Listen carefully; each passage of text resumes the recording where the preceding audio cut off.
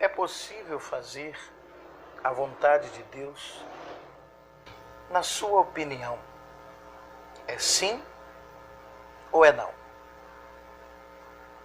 Nos dias em que nós vivemos, numa turbulência tremenda, pandemias, mortes para todos os lados, más influências, oportunidades satânicas, diabólicas, crimes,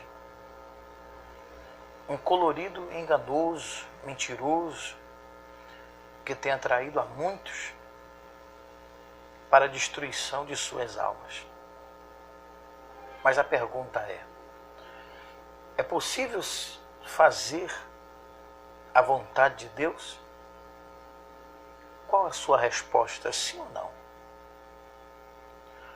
No livro de Mateus, no capítulo 19, a partir do versículo 16, diz assim: E eis que alguém, aproximando-se, lhe perguntou: Mestre, que farei eu de bom para alcançar a vida eterna?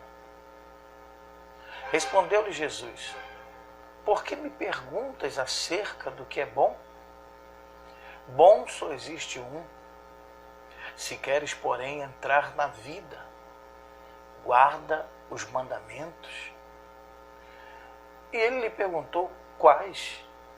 Respondeu Jesus: Não matarás, não adulterarás, não furtarás, não dirás falso testemunho, honra a teu pai e a tua mãe, e amarás ao teu próximo como a ti mesmo.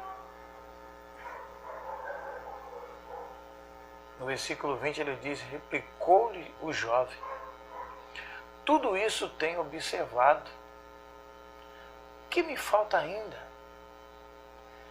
Disse-lhe Jesus: Se queres ser perfeito, vai, vende os teus bens e dá aos pobres, e terás um tesouro no céu. Depois, vem e segue-me. Tendo, porém, o jovem ouvido esta palavra, retirou-se, triste, por ser dono de muitas propriedades. Então disse Jesus a seus discípulos: Em verdade vos digo que um rico dificilmente entrará no reino dos céus. E ainda vos digo que é mais fácil passar um camelo pelo fundo de uma agulha do que entrar um rico no reino de Deus. Não. Continuando o versículo 25. Ouvindo isto, os discípulos ficaram grandemente maravilhados e disseram: Sendo assim, quem pode ser salvo? Jesus, fitando neles o olhar, disse-lhes: Isto é impossível aos homens, mas para Deus tudo é possível. Então lhe falou Pedro: Eis que nós tudo deixamos e te seguimos. Que será, pois, de nós? E no versículo 28, Jesus lhes respondeu: Em verdade vos digo que vós, os que me seguistes, quando na regeneração o Filho do Homem se assentar no trono da sua glória, também vos assentareis em 12 tronos para julgar as 12 tribos de Israel. E todo aquele que servir deixando casas, ou irmãos, ou irmãs, ou pai, ou mãe, ou mulher, ou filhos, ou campos, por causa do meu nome, receberá muitas vezes mais e herdará a vida eterna.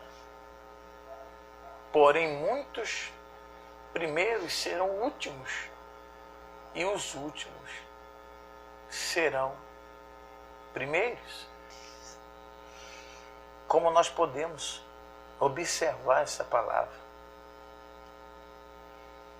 De tudo que lemos, para você servir a Deus, é necessário haver abnegação.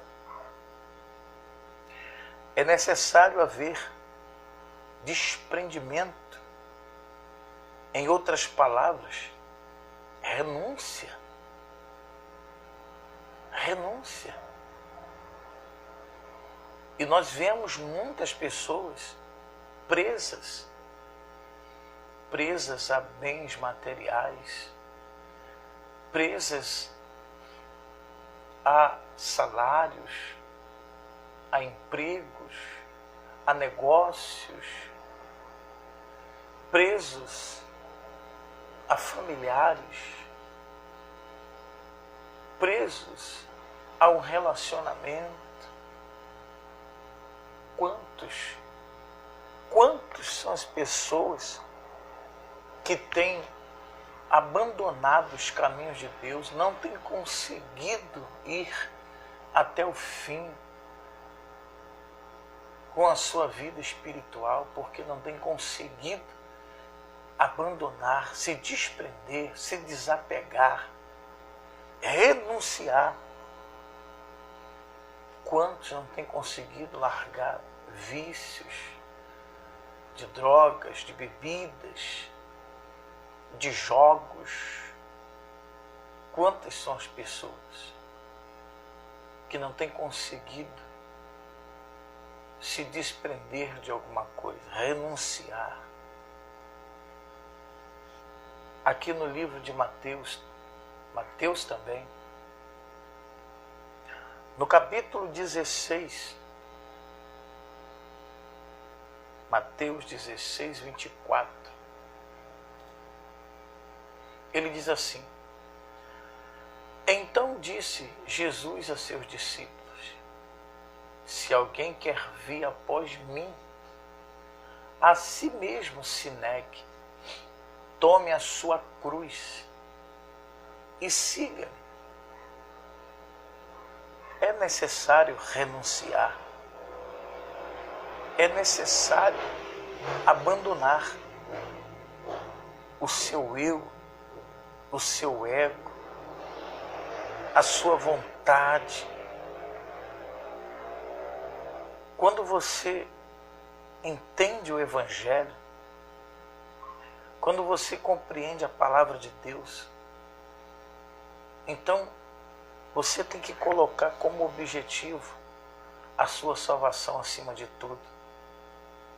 E a única coisa que Deus quer é que você, acima de tudo, e para isso é necessário deixar de fazer a sua vontade, o seu querer, e fazer a vontade de Deus em Cristo Jesus.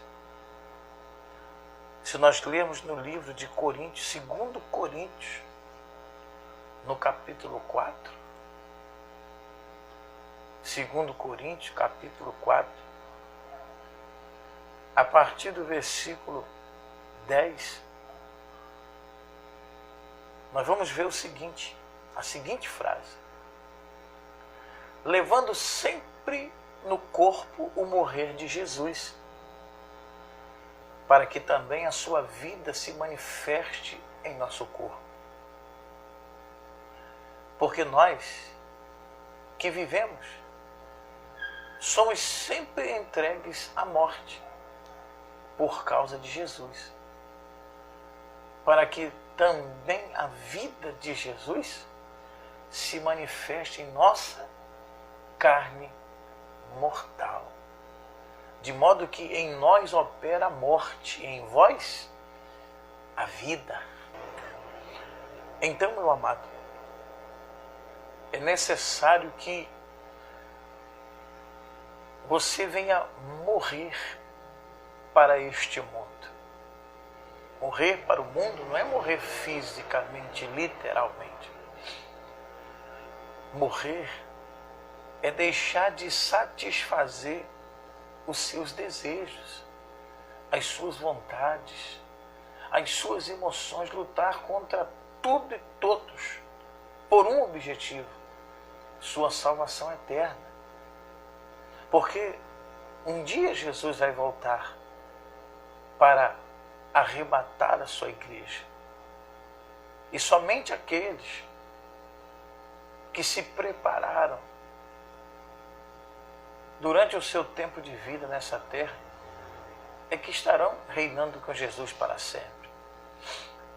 Claro que você vai passar situações difíceis, perseguições, tribulações, calúnias. Muitas coisas você vai ter que suportar por amor a Cristo. Mas é um sacrifício que vale a pena. Talvez você está aí, passou a sua vida inteira fazendo a sua vontade. E olha onde você chegou, a lugar nenhum. Você sempre fez o que você quis. Você é feliz? Sinceramente falando, mais íntimo da sua alma, você é feliz? A vida que você leva está boa para você? Sinceramente falando, sem hipocrisia? Eu creio que não. Se você conheceu o Evangelho de verdade, você sabe do que eu estou falando. Eu estou falando com pessoas que têm compromisso. Então tem que levar no corpo o morrer de Jesus. Se negar. Deixar de lado aquilo que você sabe que é errado. Ira, ódio, raiva, orgulho, prepotência, invejas, né? E outras coisas que você sabe. Prostituição, avarezas. Nós podemos observar que aqui em Colossenses, no livro de Colossenses, no capítulo 3, a partir do versículo 5, ele diz assim: fazei, pois, morrer a vossa natureza terrena. Você vê que a palavra diz fazei, pois, morrer. Não é Deus que vai fazer morrer, Ele vai te ajudar. Quem tem que fazer é você. É você que tem que lutar contra você mesmo. É você que tem que lutar contra você mesmo. Através de oração, através de jejuns, através de meditar na palavra, através de vigílias, você vai se esforçar para viver no mundo de Deus e deixar o seu mundo de lado, o seu eu, a sua natureza pecaminosa,